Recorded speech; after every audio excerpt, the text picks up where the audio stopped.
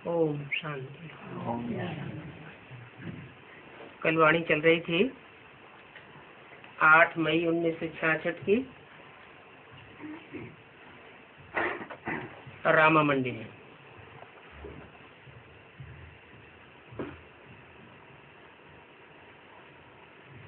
बात चल रही थी तुम बच्चे सुखधाम को भूल गए थे, तुम अपने जन्मों को ही नहीं जानते हो।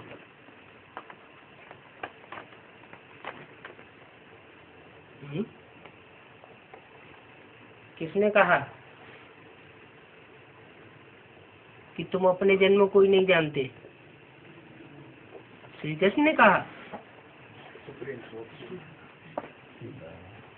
वो तो मनुष्यों की गीता में लिख दिया है कि श्री कृष्ण भगवान वाच, हे अर्जुन तू अपने जन्मों को नहीं जानता। यहाँ तो सुप्रीम सोल बाप कहते हैं कि तुम अपने जन्मों को नहीं जानते थे। 84 जन्मों का चक्कर कैसे फिरता है, सो बाप बैठ समझाते हैं कैसे फिरता है।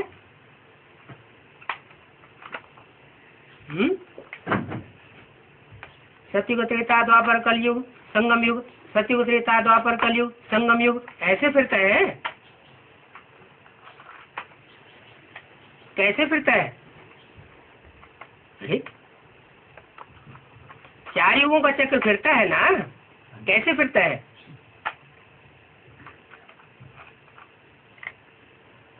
वो भक्ति मार्ग में भी तो शास्त्रों में लिख दिया, कल्प कल्प लगी प्रभु अवतारा। हर त्रेता में राम का अवतार होता है। तो 4 युगों की शूटिंग होती है ना, है? लेकिन संभवामि युग युगे, हर युग में आता हूँ, हर युग में नहीं आता है। 4 युगों की आवृत्ति होती है। फिर अंतिम युग में, कलयुग के अंत और सतयुग का आदि जब होना होता है, तब आता हूँ संगम युग पर। और 4 युगों की शूटिंग कराता हूँ। रिहर्सल कहो, रिकॉर्डिंग कहो,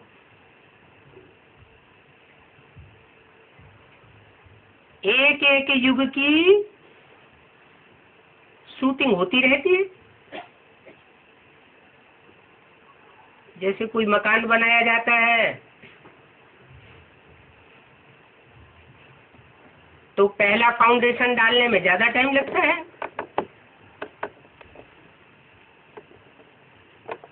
उसके बाद जल्दी जल्दी मकान बनता जाता है। तो ये भी 4 मंजिल का मकान है और इसका फाउंडेशन युग है संगम युग। बहुत छोटा सा है लेकिन बहुत पावरफुल है।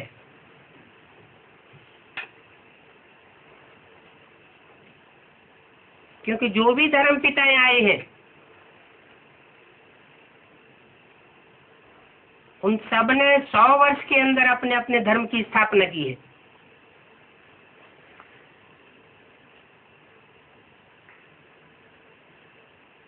परमपिता परमात्मा शिव भी आकर के 100 वर्ष के अंदर कंप्लीट धर्म की स्थापना करके जाते हैं।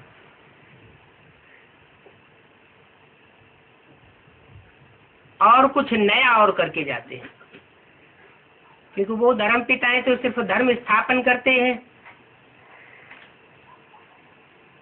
पुराने धर्मों का, पुरानी रीतियों का, कुरीतियों का, परंपराओं का विनाश नहीं करते।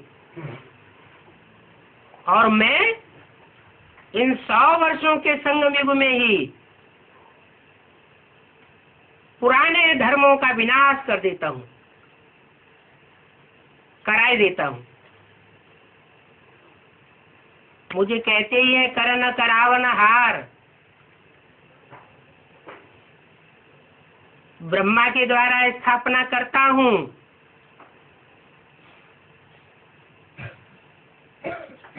और शंकर के द्वारा विनाश कराता हूँ, विष्णु के द्वारा पालना कराता हूँ।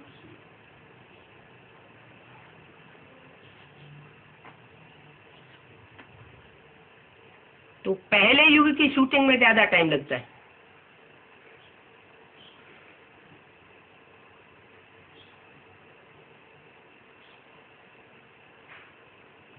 सन 36 से यज्ञ शुरू हुआ,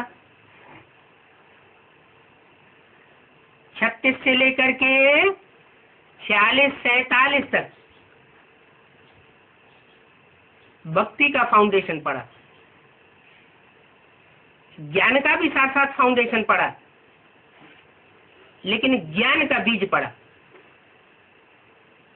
भक्ति तो 2500 साल से होती ही चली आई थी,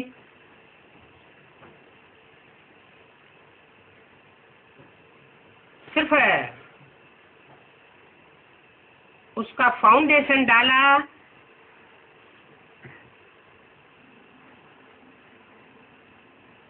ब्रह्मा के द्वारा।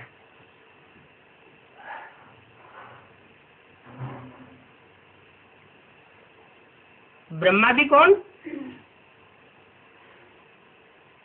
ब्रह्मा के तो 4 मुख दिखाए गए हैं, पंचानन भी कहते हैं। आदि ब्रह्मा के द्वारा भक्ति का फाउंडेशन डालते हैं।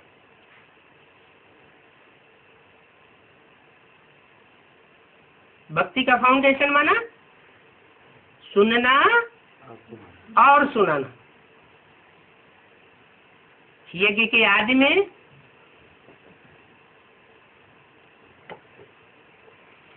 भक्ति करते करते जब दादा लेखराज को साक्षात्कार हुए,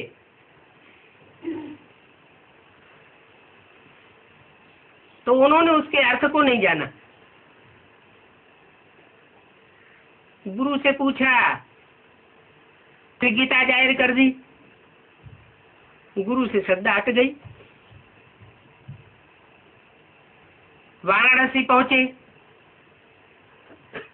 शायद बड़े बड़े विद्वान पंडित आचार्यों की नगरी में समाधान मिल जाए, वहां भी कुछ प्राप्ति नहीं हुई। जब तक रहे दीवालों पर चित्र बनाते रहे, गोले आदि के चित्र बनाते रहते थे।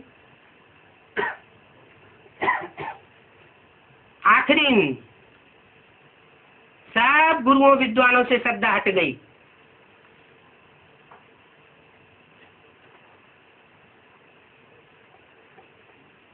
और अपने जीवन में अनुभव के आधार पर जिस व्यक्ति को उन्होंने सबसे श्रेष्ठ पाया,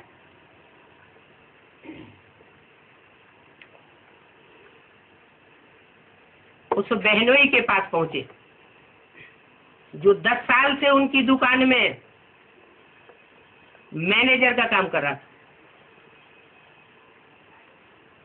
भागीदार भी था।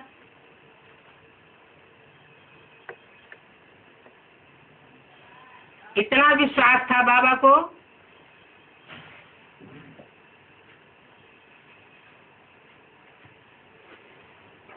कि जब उस भागीदार के द्वारा उनको पता चला कि मैं कृष्ण बनने वाला हूं, साक्षात्कारों का क्लैरिफिकेशन मिल गया।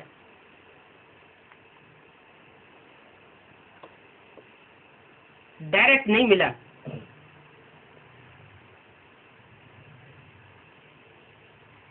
बच्चा डायरेक्ट जन्म नहीं लेता, माँ के द्वारा जन्म लेता है। तो कोई माता निमित्त बनी सुनने सुनाने के लिए। यज्ञ के आदि में जो माता निमित्त बनी, उस माता ने तसल्ली से बाबा के साक्षात्कारों को सुना और भागीदार को सुनाया।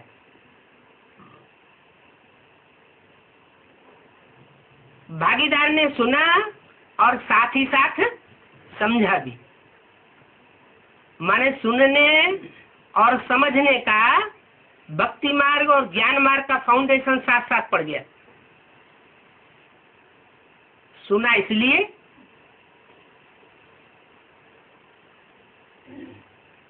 कि जब तक सुने नहीं ब्रह्मा मुख से तब तक प्रजापिता नहीं बन सकता। इसलिए मुरली में बोला है, ब्राह्मण बने बिगर प्रजापिता था क्या? ब्राह्मण माना ब्रह्मा की औलाद। तो यज्ञ के आदि में जिस माता के द्वारा साक्षात्कारों का वर्णन किया गया, सुनाया गया, और प्रजापिता के द्वारा उनके अर्थ का निरूपण किया गया, अर्थ समझाया गया, तो भक्ति का फाउंडेशन भी पड़ा माता के द्वारा और पिता के द्वारा ज्ञान का बीजारोपण भी हुआ। जैसे संस्कृत की गीता में कहा है, अहम बीज प्रदप पिता। अहम माना कौन? अहम माने मैं माने कौन? प्रजापिता नहीं। उनके अर्थों का, उन साक्षात्कारों का निरूपण करने वाला स्वयं शिव था, और उन साक्षात्कारों को सुनाने के लिए ब्रह्मा बाबा की हिम्मत नहीं पड़ी कि अपनी बड़ी बहन से कनेक्टेड बहनोई के सामने उन साक्षात्कारों की बात का बखान कर सके। इसलिए कोई माता निमित्त बनी।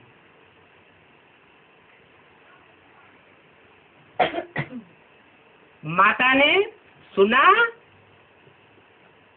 प्रजापिता को सुनाया, प्रजापिता ने सुन करके तुरंत ही साथ समझा और उस माता को भी सुनाया। साथ साथ कोई और भी माता थी, उसने उस साक्षात्कार के वर्णन को गहराई तक समझ भी लिया। तो 3 आत्माएं हो गई। इसलिए मुरली में बोला, मैं अकेला नहीं आता हूं। मैं माने कौन? सुप्रीम सोल शिव अकेला नहीं आता है, 3 मूर्तियों के साथ आता है। पहली मूर्ति सुनने सुनाने वाली ब्रह्मा, दूसरी मूर्ति सुनने के साथ समझने और समझाने वाली शंकर की मूर्ति, और तीसरी मूर्ति विष्णु, जिसे भारतीय परंपरा में वैष्णो देवी भी कहा जाता है।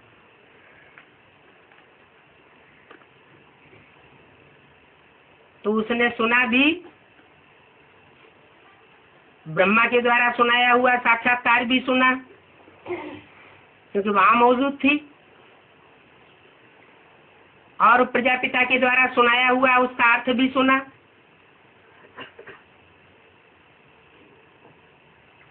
और जो और जैसे प्रजापिता ने समझा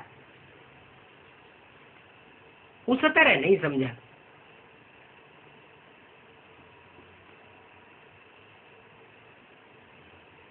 कुछ हद तक समझा,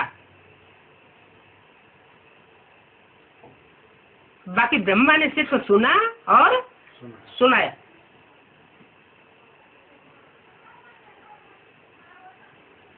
उस समय दादा लेखराज मौजूद नहीं थे।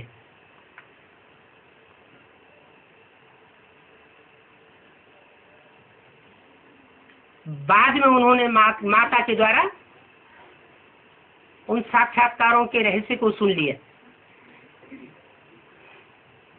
और इतना जान लिया कि मैं कृष्ण के रूप में नई सृष्टि में जन्म लेने वाला हूं, विष्णु का राज्य आने वाला है, नई दुनिया आने वाली है, पुरानी दुनिया का विनाश होने वाला। जो भी साक्षात्कार हुए उनका क्लियर अर्थ उनकी बुद्धि में बैठा।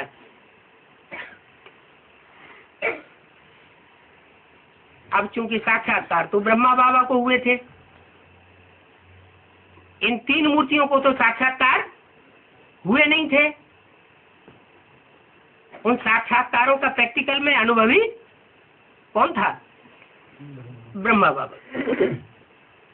तो ब्रह्मा बाबा ने उसको अच्छी तरह से पकड़ लिया बुद्धि के द्वारा।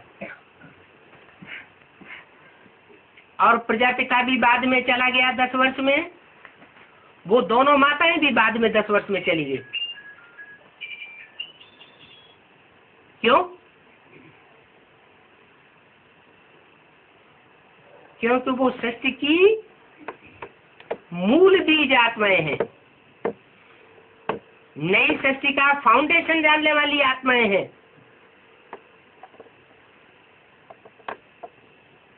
इस सृष्टि के पितर के समान है। उनको ज्ञान का पूरा क्लैरिफिकेशन उस समय नहीं मिला, सिर्फ बीज रूप में ज्ञान मिला। इसलिए मुरली में बोला है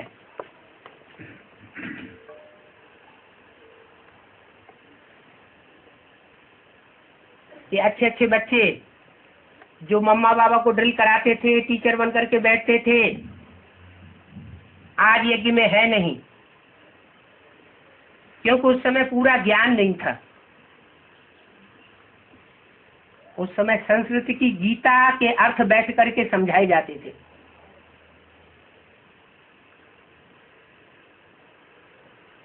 इस 4 युगों का जो चक्र है वो अच्छी तरह बुद्धि में बैठा ही नहीं था, सुनाया ही नहीं गया था।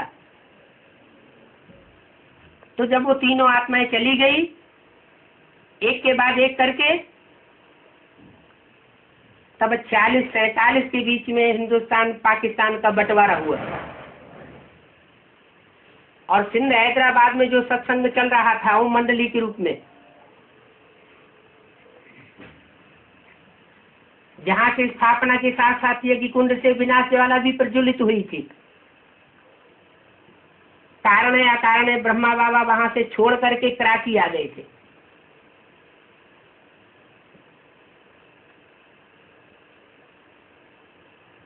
वो उस समय अकेले अपने बंगले में थे।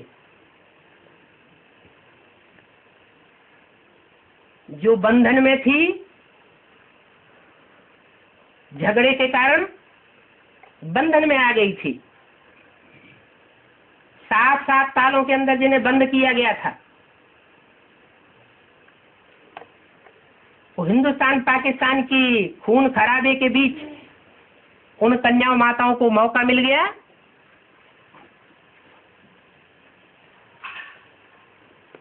और सिंध हैदराबाद छोड़ करके कराची आ गई। 300-400 का हुजूम इकट्ठा हो गया।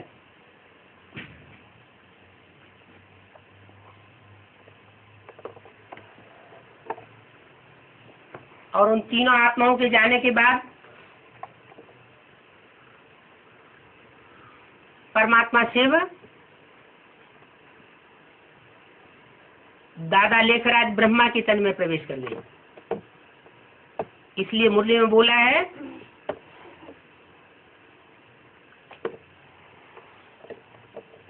कराची से मुरली निकलती चली आई है।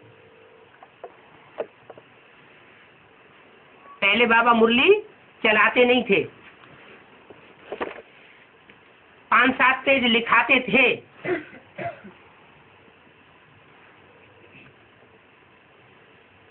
और ये बैठ लिखते थे।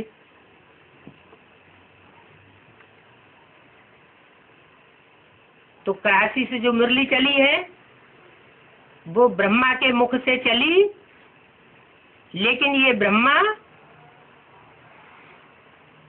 अपने माता पिता का बच्चा था, टाइटल लेने वाला था। जो माता पिता के द्वारा कार्य अधूरा रह गया, उस कार्य को उस बच्चे ने पूरा किया। माँ के रूप में सहनशीलता धारण करते हुए सारी जिम्मेवारी यज्ञ की पालना की ले ली। और मम्मा भी सहयोगी बन चुकी थी।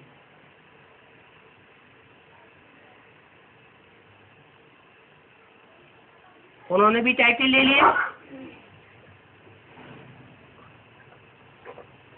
मातेश्वरी सरस्वती का। सरस्वती से बनता है सारस्वत ब्राह्मण,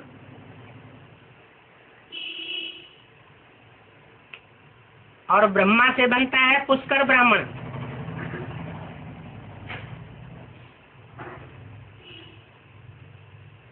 पुष्कर कहते हैं तालाब को, जल रुका हुआ होता है। सरस्वती नदी गुप्त नदी है, बीच में आती है, बीच में चली जाती है। यज्ञ के आदि में जिस समय त्रिमूर्ति का आविर्भाव हुआ, उस समय ओम राधे सरस्वती नहीं थी। बाद में आई, माता का टाइटल धारण किया, यज्ञ माता बनी। और ब्रह्मा बाबा जो कृष्ण की सोल है, कृष्ण बच्चे के रूप में उसने बाप का टाइटल दिया, प्रजा धारण कर लिया, प्रजापिता ब्रह्मा। वो प्रजापिता शब्द भी पहले लागू नहीं हुआ, क्योंकि इतना ज्ञान बुद्धि में नहीं था। 65-66 आते आते जब मम्मा ने शरीर छोड़ा, उस समय ब्रह्मा बाबा की बुद्धि में भी ये बात आई, इस यज्ञ का कर्ता धर्ता वास्तव में यज्ञ के आदि वाला व्यक्तित्व ही था। इसलिए जो ब्रह्मा कुमारी शब्द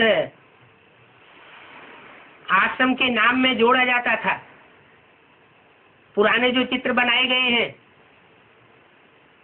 त्रिमूर्ति, गोला और झाड़ के, उन पुराने चित्रों में नीचे ब्रह्मा कुमारी ईश्वरी विश्वविद्यालय लिखा हुआ है।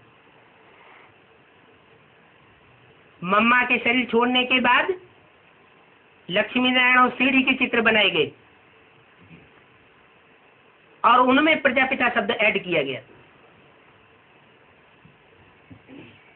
पहले ऐड नहीं था। माने ब्रह्मा बाबा को भी यज्ञ के आदि में इस बात का पता नहीं था कि ये यज्ञ पिता कौन है। सिर्फ कहते थे प्यू प्यू प्यू की वाणी, लेकिन निश्चयात्मक बुद्धि से ज्ञान नहीं था। जब मम्मा ने शरीर छोड़ दिया, जो यज्ञ का सारा संचालन करती थी बुद्धिमत्ता पूर्वक, ब्रह्मा तो एक मीडिया था मात्र, बाबा शिव बाबा की वाणी चलाने के लिए। लेकिन ब्रह्मा बाबा वाणी की गहराई को उतना भी नहीं समझते थे जितना मम्मा समझती थी।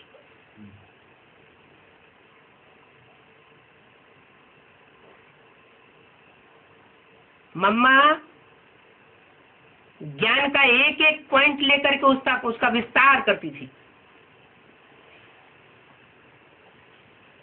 सर्वव्यापी का पॉइंट लेकर के कोई वाणी चली तो उसका विस्तार कर दिया। 84 लाख योनियों के बारे में कोई वाणी चली तो उसका विस्तार किया। बुद्धि की देवी थी।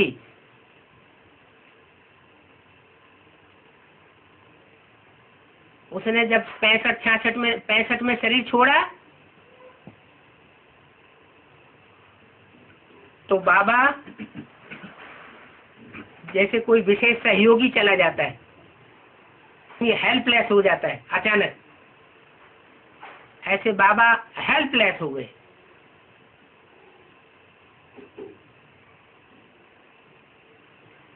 लेकिन शिव बाबा की प्रवेशता थी, ऐसी तो कोई बात थी नहीं। मम्मा ने शरीर छोड़ दिया तो उस स्टेज से बाबा को ये अनुभव जरूर हो गया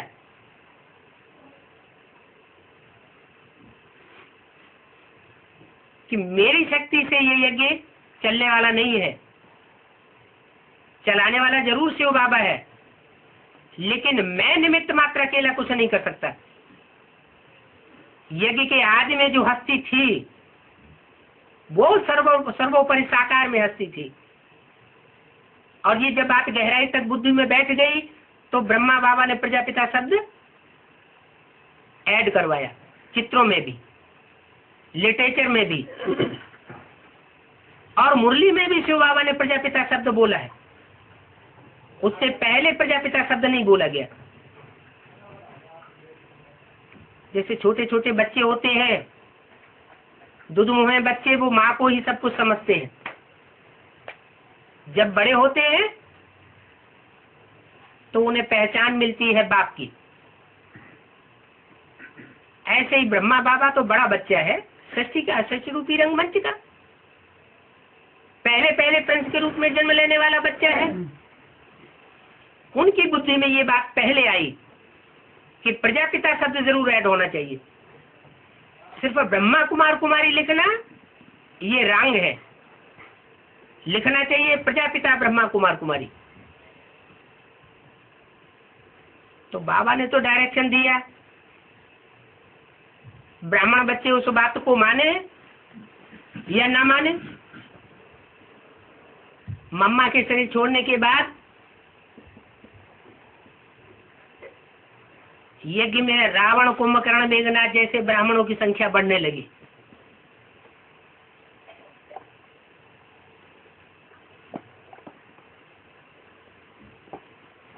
ये तो शिव शक्ति पांडव सेना है। ऐसे नहीं कि मम्मा के शरीर छोड़ने के बाद कोई शक्ति कार्य नहीं करती है। यज्ञ के प्रधान के रूप में मम्मा गई तो मम्मा के स्थान पर जरूर किसी शक्ति को स्थान लेना ही था। अब वो शक्ति देवी देवता सनातन धर्म की हो या परवर्ती धर्मों से कनेक्टेड हो, वो बात दूसरी है। सतयुग में 8-9 नारायण है।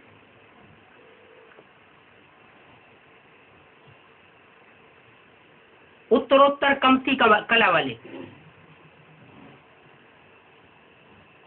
जो कम कला वाले नारायण होंगे वो जरूर कमजोर आत्माएं हैं। उनका गायन शास्त्रों में नहीं है, पूजन भी नहीं है, मंदिर भी नहीं है। क्यों नहीं है?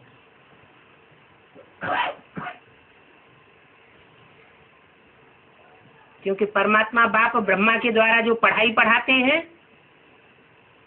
उस पढ़ाई को वो परवर्ती नारायण उतनी गहराई से पढ़ नहीं पाते जितनी गहराई से ब्रह्मा बाबा अपने जीवन में धारण करते हैं, अथवा ब्रह्मा और कृष्ण की सोल को जन्म देने वाला प्रजापिता या राम वाली आत्मा धारण करती है।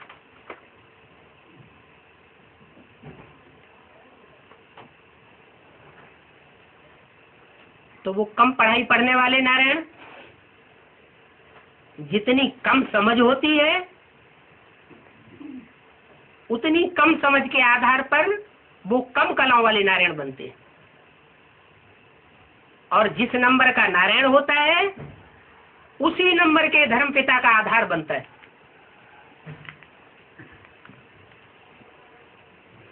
देवी देवता सनातन धर्म प्रवृत्ति मार्ग का धर्म है।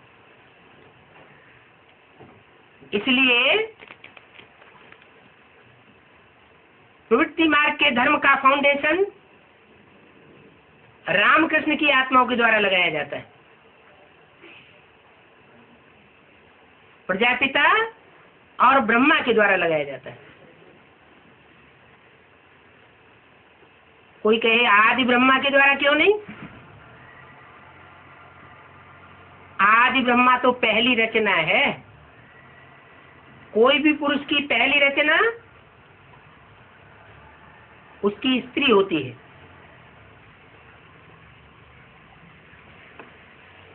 परमपिता परमात्मा के रूप में पार्टधारी जो आदि रूप हुआ, उसकी पहली रचना है प्रकृति। प्रकृति कहो, गीता माता कहो, जगत जननी जगदम्बा कहो, और उन जगत पिता जगत माता का पहला बच्चा जिसने ज्ञान धारण किया वो है ब्रह्मा, दादा लेखराज, जो सतयुग में कृष्ण के रूप में जन्म लेता है। धारणा करने वालों में वो सर्वे सबसे आगे जाने वाला।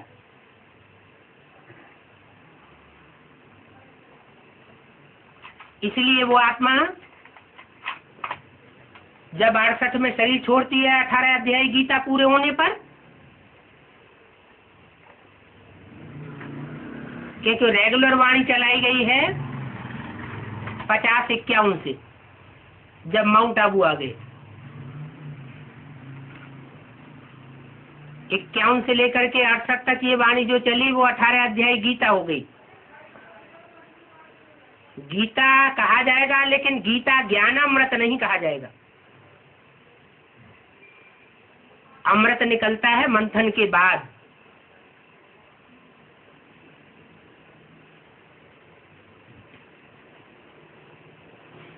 जो मूल गीता है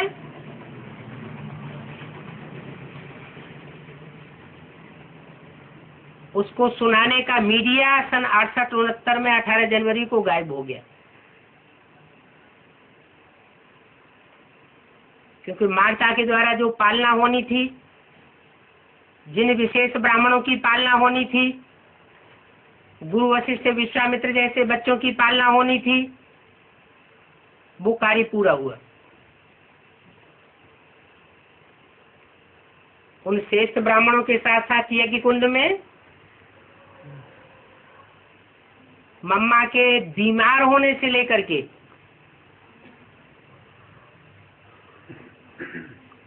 और बाबा के शरीर छोड़ने तक ढेर के ढेर आसुरी ब्राह्मण अपना वर्चस्व जमा चुके थे।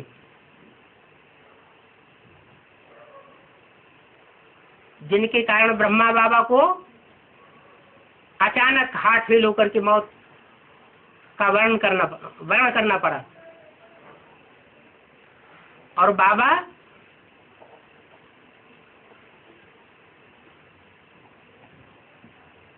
अपना कार्य पूरा करके चले गए। शिव बाबा ने तो कहा मैं तुम बच्चों को साथ लेकर के जाऊंगा, साथ रहेंगे, साथ चलेंगे, साथ खाएंगे पिएंगे।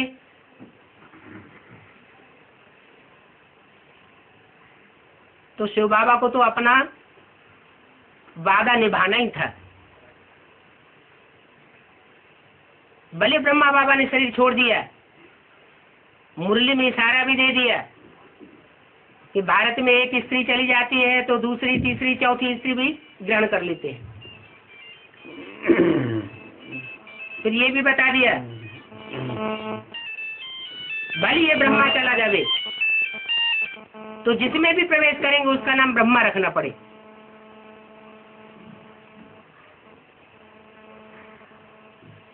जैसे जंगल कभी खाली नहीं रहता, एक शेर जाता है तो दूसरा उसका राजा बन जाता है। ऐसे ही ब्रह्मा बाबा के शरीर छोड़ने के बाद वो राम वाली आत्मा जो यज्ञ के आदि में चली गई थी वो फिर वापस यज्ञ में आ जाती।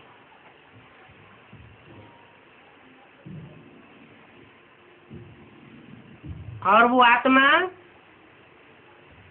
18 अध्याय गीता पूरे होने के बाद आती है। लास्ट में आने पर भी फास्ट पुरुषार्थी होने के कारण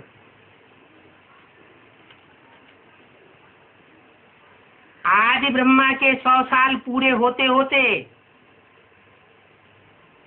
वो आत्मा यज्ञ में प्रत्यक्ष हो जाती है, जिसके लिए बाबा ने पहले ही घोषणा की थी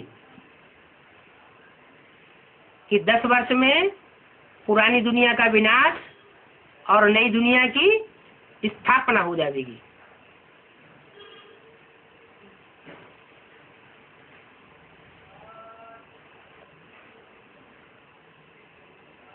विकारों का अंत हो जाएगा, लक्ष्मी नारायण के चित्र में जैसा लिखा हुआ है पुराने चित्र में।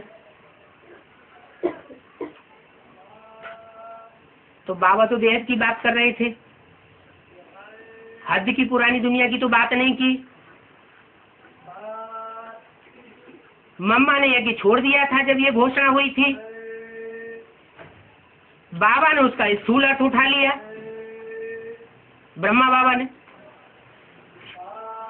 फिर तो यथा राजा तथा प्रजा, ब्राह्मण बच्चों ने भी उसका हद का अर्थ उठाया कि सन 76 में पुरानी दुनिया 500 करोड़ की खलास हो जाएगी और लक्ष्मी नारायण का राज्य आ जाएगा। लेकिन ऐसा तो बाबा ने बोला नहीं था। बाबा ने तो साफ बोल दिया था, विनाश ज्वाला ऐसी यज्ञ कुंड से प्रज्वलित हुई और होती है।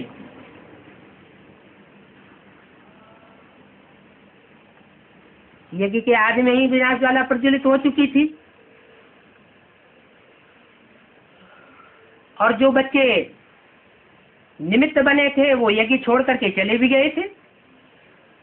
वही बच्चे दोबारा यज्ञ में आते हैं और जो आसुरी ब्राह्मण रावण कुंभकर्ण मेघनाथ जैसे इस यज्ञ में घुस जाते हैं,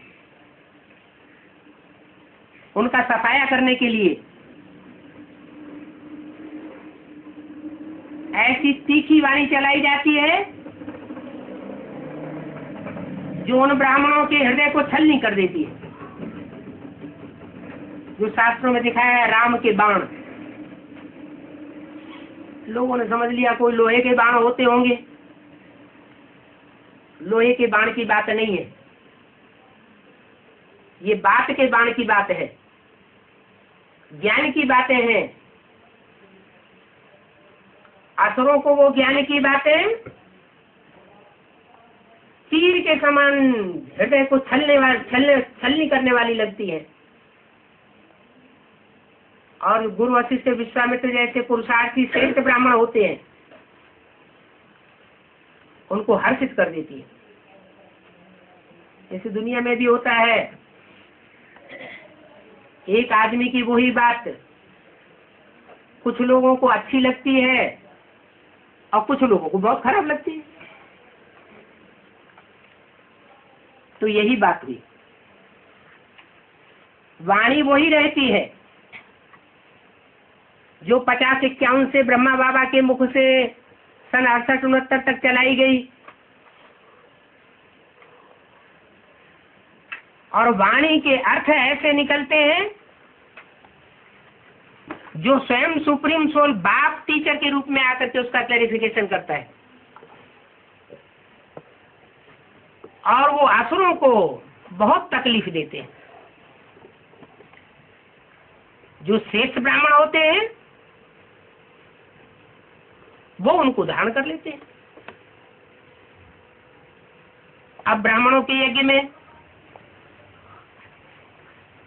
आदि से ही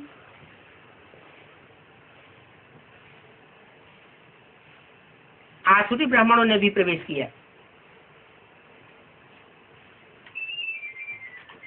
और श्रेष्ठ ब्राह्मणों ने भी प्रवेश किया।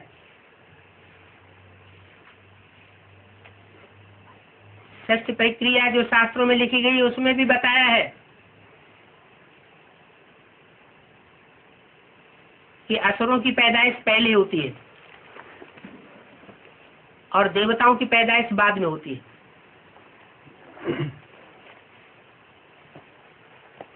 दिति से दैत्य पैदा हुए और अदिति से देवता पैदा हुए।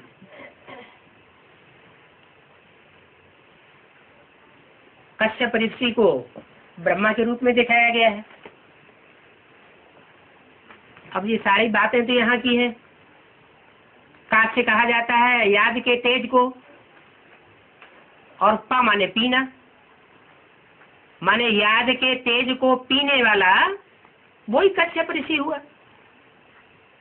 यज्ञ के आदि में जिन 3 मूर्तियों के साथ शिव बाबा आते हैं, उनमें एक मूर्ति है देवदेव महादेव,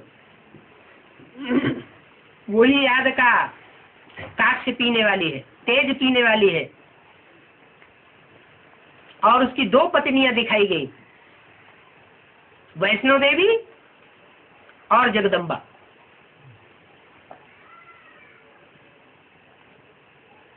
वैष्णो देवी दिति, वो अदिति,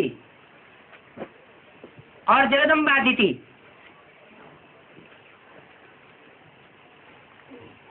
अदिति से देवताओं का जन्म होता है, जिससे जन्म होता है वही वैष्णो देवी बन करके यज्ञ की बाद में पालना करती है। यज्ञ के आदि में भी पालना हुई, जो आदि में सो अंत में। और आदि में भी स्थापना के साथ साथ यज्ञ कुंड से विनाश ज्वाला प्रज्वलित हुई। निमित्त बने ब्रह्मा बाप और ब्राह्मण बच्चे, जो अव्यक्तवाणी में बोला हुआ है। ब्रह्मा भी निमित्त बना, आदि ब्रह्मा माना दिति, जिससे दैत्य पैदा हुए। और मुरली में भी बोला हुआ है देवी के पुजारी होते हैं रावण संप्रदाय, जो अकेली देवी की पूजा करते हैं। उनकी बुद्धि में ये आता ही नहीं कि देवी सधवा होगी, कोई विधवा नहीं थी, देवी के पीछे कोई देवता भी होगा। वो देवी की पुजारी भूल जाते हैं और बस एक ही नारा लगाते हैं, क्या? जय माता दी। माता जी के पीछे पिताजी कौन है, उनको भुला दिया जाए। ये नजारा आदि में भी हुआ था यज्ञ के। उस प्रजापिता का नाम निशान गुम कर दिया गया था। अभी अंत आने वाला है। जिन्होंने विनाश ज्वाला प्रज्वलित की थी, उन्हीं को अब विनाश ज्वाला को संपन्न भी करना है।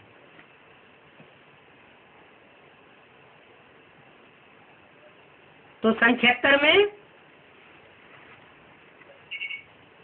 ब्राह्मणों की दुनिया के अंदर नई संगठन रूपी एडवांस पार्टी का फाउंडेशन भी पड़ गया।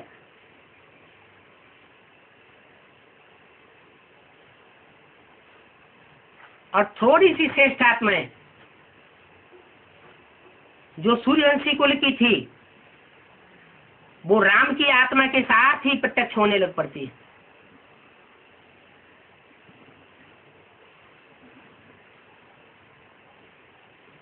जैसे कृष्ण कहो, वो सत्युग आदि का नाम है। संगम में ब्रह्मा कहो, ऐसे ही राम कहो। त्रेता में राम का गायन है, क्योंकि त्रेता युग भी शूटिंग की बात है। सन 76 में आज ब्रह्मा के 100 साल पूरे हो जाते हैं। माना प्रजापिता ब्रह्मा के 100 साल पूरे हो जाते हैं, क्योंकि सन 36 में वो भागीदार जो असल में प्रजापिता था, जिसके द्वारा ज्ञान का बीजारोपण किया गया था शिव परमात्मा के द्वारा,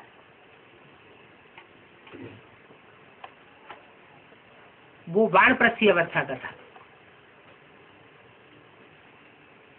सन 36 की 60 साल की वानप्रस्थी अवस्था में 40 साल ऐड किए जाए तो सन 76 में 100 साल पूरे हो जाते। मुरली में भी बोला है ब्रह्मा 100 साल की एज में खत्म हो जाता है, और शास्त्रों में भी लिखा हुआ है ब्रह्मा की आयु 100 साल। तो 100 साल ब्रह्मा की आयु पूरी होगी, जिसके लिए बोला ब्रह्मा मृत्युलोक में खलास हो जाता है।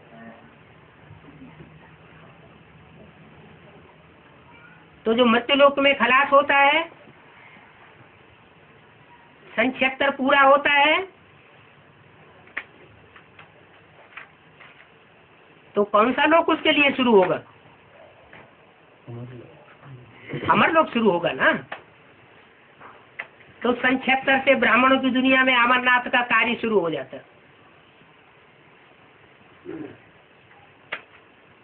यज्ञ के आदि में जो राम वाली आत्मा फेल हो गई थी,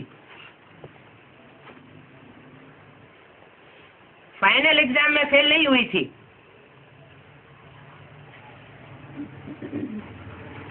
वो फेल होने वाली आत्मा दोबारा ब्राह्मण का जन्म लेकर के पूर्व जन्म के संस्कारों को लेकर के यज्ञ में आती है, और जो आज में उसे बाप से वर्षा मिला था। बड़ा बच्चा होता है तो बड़े बच्चे को बाप वर्षा दे देता है, क्योंकि छोड़ के गया था, अलग हुआ था, इसलिए उसके हिस्से का वर्षा उसको मिल गया था। वो ज्ञान रत्नों का वर्षा लेकर के यज्ञ में आता है, लेकिन उसे ज्ञान यज्ञ कुंड से उसे कोई सहयोग नहीं मिल सकता। वो तो अपना हिस्सा पहले ही ले चुका है। जैसे बड़े बच्चे को कोई बाप अलग कर देता है, कहता जाओ कमाओ खाओ जाके, तो अपनी प्रॉपर्टी ले जाओ।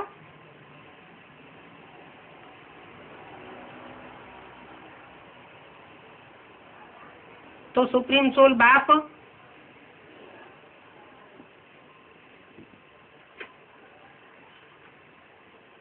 उसको उसका वर्षा पहले ही दे देते। अब चूंकि वो त्रिनेत्री आत्मा है, 3 मूर्तियों में से एक ही मूर्ति है जिसको तीसरा नेत्र दिखाया जाता है।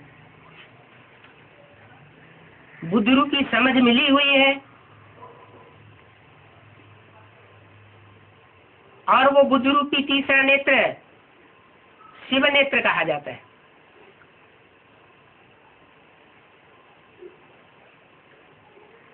माना स्वयं शिव टीचर के रूप में उस आत्मा में प्रवेश करके जो मुरलियां हैं ब्रह्मा बाबा के द्वारा चलाई हुई, उन मुरलियों के एक एक महावाक्य का हिज्जे हिज्जे करके क्लैरिफिकेशन देता है।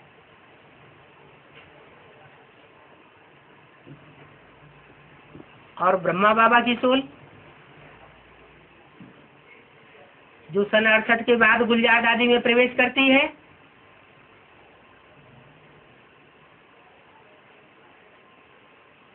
उस वाणी का भी क्लैरिफिकेशन देता है। कौन क्लैरिफिकेशन देने वाला? कौन? स्वयं सुप्रीम सोल शिव। वो बाप भी है, टीचर भी है, और सदगुरु भी है। एक ही शरीर के द्वारा तीनों है। कोई कहे ब्रह्मा के द्वारा नहीं था क्या? दादा लेखराज ब्रह्मा के द्वारा तो वो बाप टीचर सदगुरु साबित ही नहीं होता, क्योंकि बाप के रूप में पहले पहले तो बीजारोपण चाहिए। वो बीजारोपण साबित नहीं होता, और अंत में बच्चों को सुख और शांति का, मुक्ति और जीवन मुक्ति का वर्षा चाहिए। वो 68 में ही शरीर छोड़ के चले गए। तो बाप का कार्य पूरा नहीं कहा जा सकता। हाँ, माँ के रूप में पूरा पार्ट बजाया।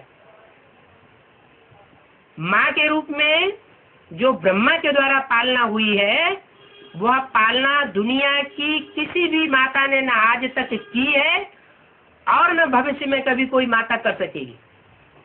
इसका पक्का प्रूफ ये है कि कोई भी ब्रह्मा कुमार कुमारी ये नहीं कहता सुना गया कि ब्रह्मा बाबा ने हमको प्यार नहीं दिया। 10 मिनट के लिए भी, 5 मिनट के लिए भी कोई मिला होगा, एक ही बार ब्रह्मा बाबा के सन्मुख मिला होगा, उसका भी यही अनुभव सुनने को मिला कि बाबा ने हमको जितना प्यार दिया उतना और किसी ने नहीं दिया। तो इसी पक्का साबित हो जाता है कि शास्त्रों में जैसे नाम होते हैं वैसा ही नाम रखा जाता है। नाम रखा गया ब्रह्मा, भले टाइटलधारी ब्रह्मा था।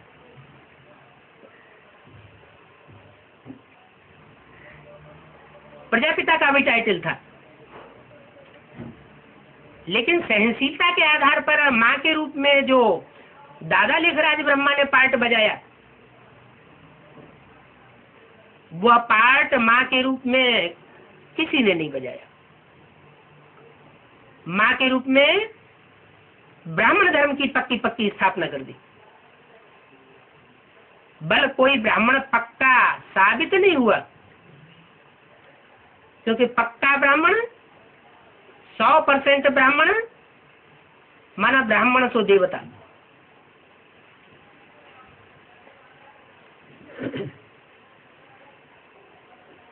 तो देवता के रूप में सन 76 से मानसिक और बौद्धिक आधार पर ब्राह्मणों की नई दुनिया का फाउंडेशन पड़ गया। कुछ ऐसे ब्राह्मण बच्चे निकले जिन्होंने उस आदि पिता को पहचान लिया, राम वाली आत्मा को पहचान लिया, शंकर के पार्ट को जान लिया, जिसको कहा जाता है देव देव महादेव, ब्रह्मा देव, विष्णु देव और शंकर महादेव। क्योंकि देवता धर्म की स्थापना करने के लिए भी कोई चाहिए। ब्राह्मण धर्म की स्थापना करने के लिए अगर पक्का पक्का ब्रह्मा चाहिए, तो देवता धर्म की स्थापना करने के लिए भी कोई दैवी स्वभाव वाला चाहिए।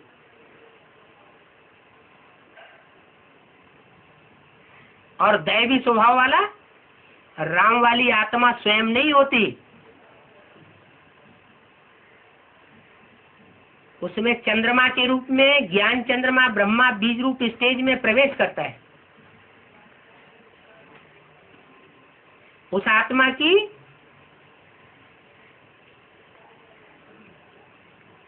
दो गतियां हैं, एक सूक्ष्म शरीर की गति शरीर छोड़ने के बाद, और दूसरी गति उसकी बनती है बीज रूप आत्मा के संसर्ग संपर्क में आने से बीज रूप स्टेज, बिंदु रूप अवस्था। जो मुरली में बोला है, आत्मा रूपी सुई की सारी कट उतरने पर तुम बच्चे डायरेक्ट बाप से सीखोगे।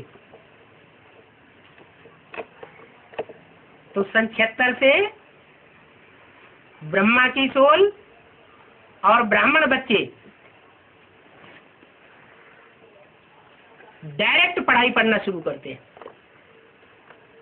ब्रह्मा की सोल प्रवेश कर जाती है। किसमें प्रवेश कर जाती है? कहते हैं सूर्य देवताए नमः, चंद्र देवताए नमः। तो जरूर सूर्य और चंद्र के रूप में कोई देवता हुए होंगे। सूर्य के रूप में स्वयं ज्ञान सूर्य शिव, जो सन 76 से राम वाली आत्मा में प्रत्यक्ष होता है, सदाशिव तीसरे नेत्र के रूप में, और ज्ञान चंद्रमा ब्रह्मा, संपूर्ण पूर्ण ब्रह्मा नहीं कहा जा सकता, क्योंकि दोनों आत्माओं का साथ है, साथ मरेंगे साथ जिएंगे। ये बाप और बेटे की एंड सन्स कंपनी है नई दुनिया स्थापन करने के लिए। तो सन 76 से ब्रह्मा की सोल अर्धचंद्र के रूप में शंकर के मस्तिष्क में प्रवेश कर जाती है पढ़ाई पढ़ने के लिए।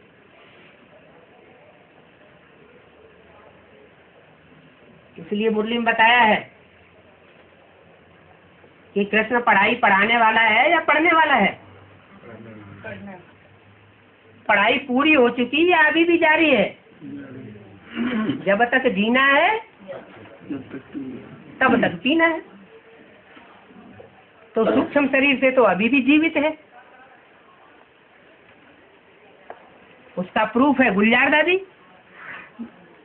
गुलजार दादी में कृष्ण की सूक्ष्म शरीरधारी आत्मा प्रवेश करती है या नहीं करती है?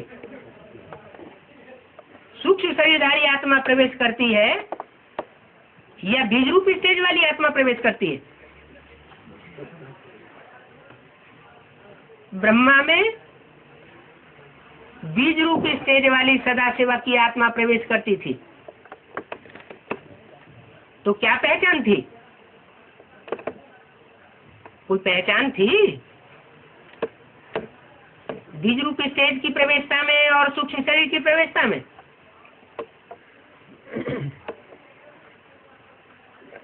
शिव जब प्रवेश करते थे तो चेहरा मोहरा ब्रह्मा बाबा का बदलता नहीं था, और गुलजार दादी में ब्रह्मा बाबा जब प्रवेश करते हैं तो चेहरा मोहरा बदल जाता है। शिव इतनी सूक्ष्म स्टेज वाली आत्मा है, ऐसी बीज रूप स्टेज वाली आत्मा है, ऐसी सदा शिव संपन्न स्टेज वाली आत्मा है जिसको रिंचक मात्र भी देहवान नहीं होता।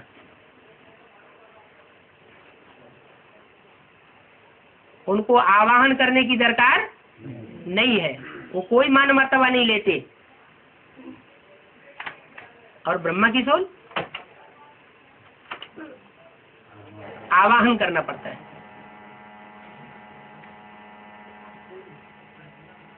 तो वो आवाहन करती है कौन? कौन आवाहन करती है? गुलजार दादी नहीं आवाहन करती। हाँ, बैठती है याद में, पहले आवाहन करने के लिए याद में बैठती है, लेकिन उनका आवाहन पहले ही हो चुका होता है।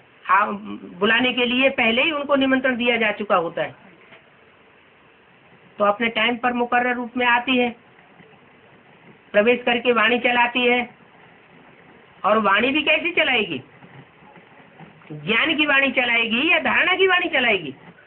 वो देव आत्मा है अव्वल नंबर की या परमपिता परमात्मा है? देव आत्मा है। तो देव आत्मा जो वाणी भी चलाती है वो ज्ञान की वाणी नहीं है, धारणा की वाणी है, सारी अव्यक्त वाणी। लेकिन वो चाहे अव्यक्त वाणी हो, चाहे शिव सुप्रीम सोल के द्वारा ज्ञान युक्त चलाई हुई वाणी हो, दोनों ही प्रकार की वाणियों का क्लैरिफिकेशन स्वयं परमात्मा शिव शंकर के स्वरूप के द्वारा देते हैं। शंकर नहीं देता, ब्रह्मा की सोल क्लैरिफिकेशन नहीं देती,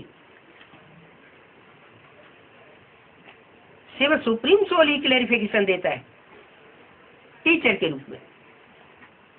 तो वो बाप भी बनता है उस स्वरूप से, टीचर भी बनता है, और लास्ट में जो कड़क रूप है सदगुरु, कहते हैं सदगुरु की आज्ञा सर माथे पर, गुरु का बुलावा काल का बुलावा। अभी तो बाप का रूप है, माता भी कंबाइंड है, अर्ध चंद्रमा के रूप में तो चल जाता है। अभी थोड़े समय के बाद ये प्यार भरा रूप गायब हो जाएगा और ब्रह्मा जिसका दूसरा रूप बनता है जगदम्बा, असुर संहारिणी, वो रूप सामने आ जाएगा। और जो न सुधरने की कसम खाए बैठे हैं उनको सुधरना ही पड़ेगा।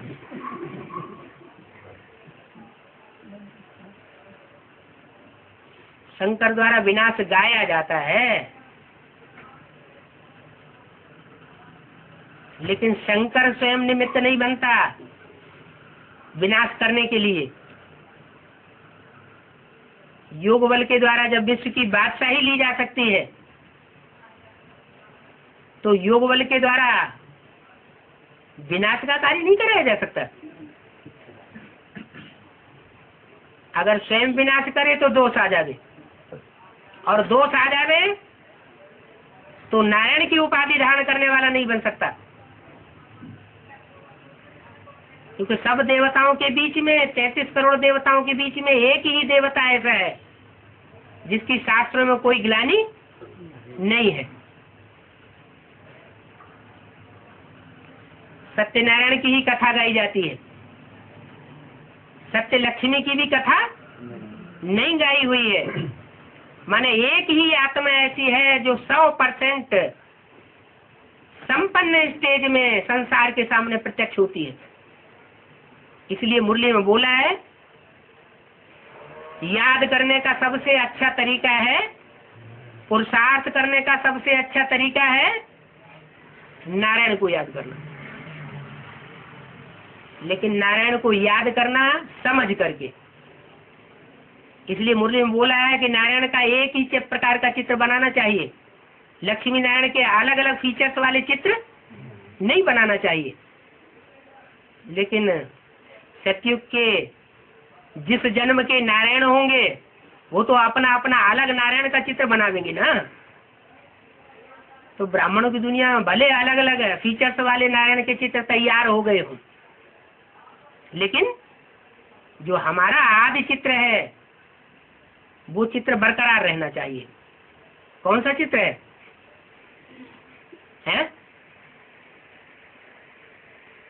अरे साक्षात्कार से कौन सा चित्र तैयार किया गया था? लक्ष्मी नारायण का चित्र पुराना वाला तैयार किया गया ना। तो हमारा ये चित्र तैयार होना चाहिए, बदलना नहीं चाहिए, फीचर्स वही रहे। जब प्रैक्टिकल में प्रत्यक्ष हो जाएगा फिर चित्र की दरकार नहीं रहेगी। ओम शांति।